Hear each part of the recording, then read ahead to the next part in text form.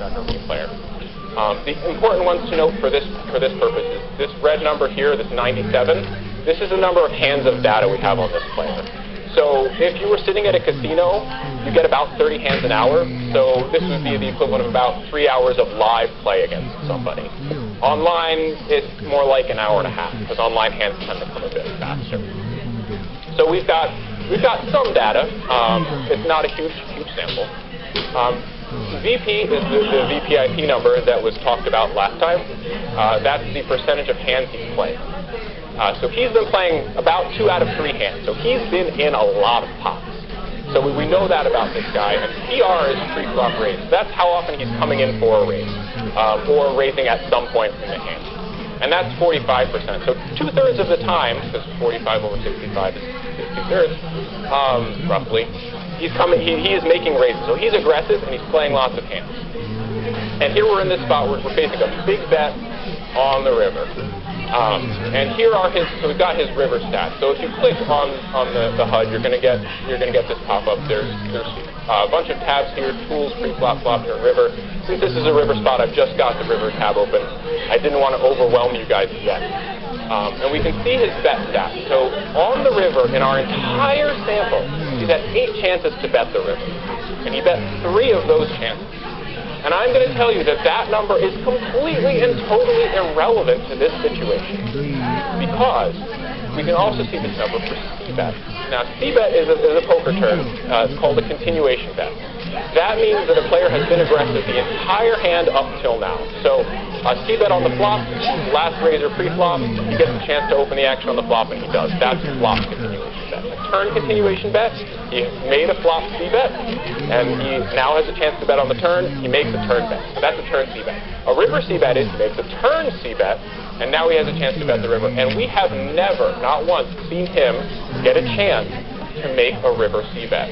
So if we tried to use this 38% here, and we said, well, he only bets 38% of the river, so he must have a really big hand here, we would be basing it on wrong information, because he could have gotten to the river in any way for these bets to count. He could have been calling down in position, and then it was checked to him, and that would count. He could have been raising. He could have raised pre-flop, checked the flop, checked the turn. That would count. Any combination. And his hand strength is going to be vastly different those times he has bet the entire way than those times where he's done other things. So since we have a sample of 0 C-bets here, these river stats are not actually that useful for analyzing this spot. You're much better off looking at the board and trying to figure out, based on his pre-flop numbers and his flop numbers, what kind of hand he gets here. I could talk about this hand a lot more, but that's kind of our point here. So now we've talked about ways that you can not get better at poker using Poker Tracker. So let's get to the interesting stuff. How do you get better at poker using Poker Tracker 4? And I'm going to say it's a 5-step process. Step 1.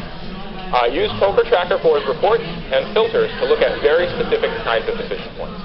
Find those times you find interesting. Find those times where you don't know the answer. And those are the ones we're going to you should be looking at, because those are the ones that can help you get better at poker.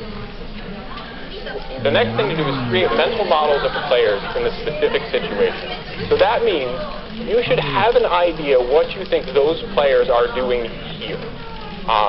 Now, even though they're looking at similar kinds of decision points, you're not always going to have similar kinds of players in those hands. You might be facing, if you want to look at all times you were facing a river continuation bet, you're going to have sometimes you're against aggressive players, and sometimes you're against passive players. You're going to have times where the river made a draw come in. You're going to have times where the river paired the board. All of these are slightly different. You wouldn't want to lump them together for point 1, but enough that you need to definitely think about the players in this specific situation and try to get an idea, what's this player doing right here? And this is exactly what you would do at a live table when you're sitting across the table from somebody trying to figure out, well, what is going through his mind right here? Then you adjust that model that you've just built based on any relevant statistics that you do happen to have, if you have notes on the player or anything else. If you know that this guy lost a big hand 2 hands ago, and he might be what's called in the poker world steaming. He is really mad. and he is just going to be way more aggressive right now. That's relevant information. If you're sitting in a casino and you know that guy has just finished his 5th beer and he's slurring his words a little bit, that's relevant information. Anything that you can do to adjust the model that you've built to be more relevant, that's good.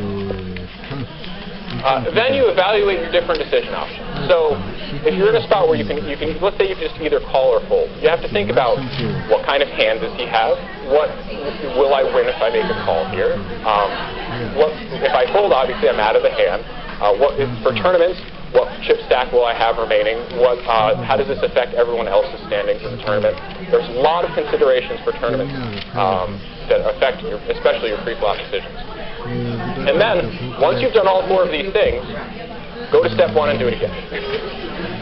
Continue to do this over and over again every time you have an interesting kind of decision, and you will find that you are able to make better decisions because you understand the different decision points that you're facing.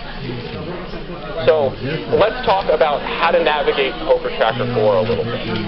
For those of you who have it installed and have your computer here, feel free to open up Poker Tracker and follow along with me. So what I'm calling a report is any kind of way in which Poker Tracker is showing you data. On the top left here is Community, which launches our community page. You can look at our forums, you can download custom stats, all sorts of other fun stuff.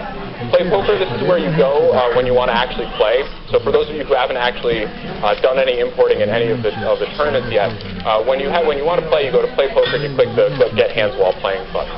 And view stats here, this is where all of your information is going to be displayed.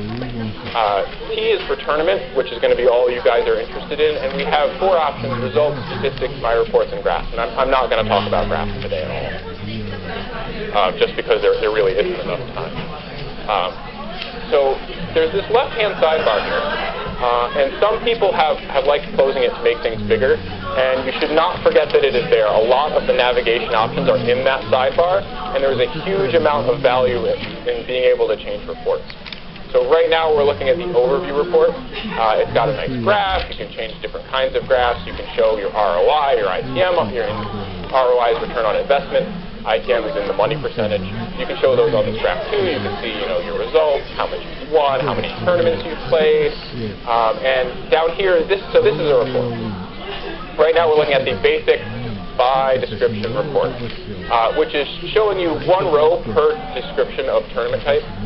For you guys, honestly, just looking at by tournament is probably going to be okay. That will give you 1 row per individual tournament. You're not going to have so much data that it's going to be hard to group things together, and most of your tournaments are relatively similar.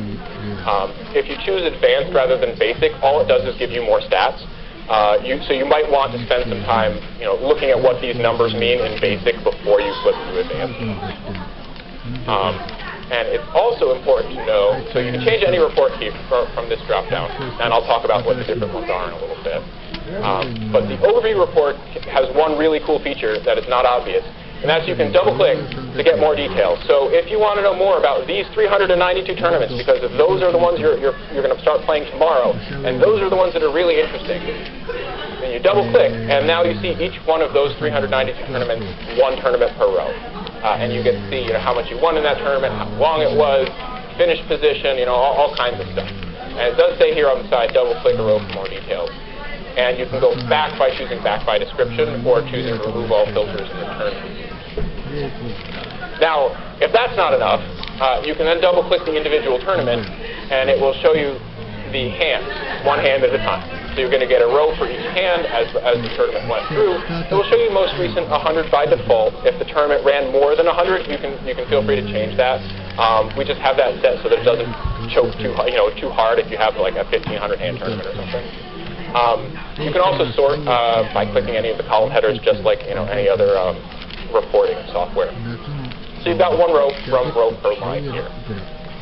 You can also right-click, which has a lot of useful features. It's the context menu, and you can use that to add or remove statistics from your report. So when you get into the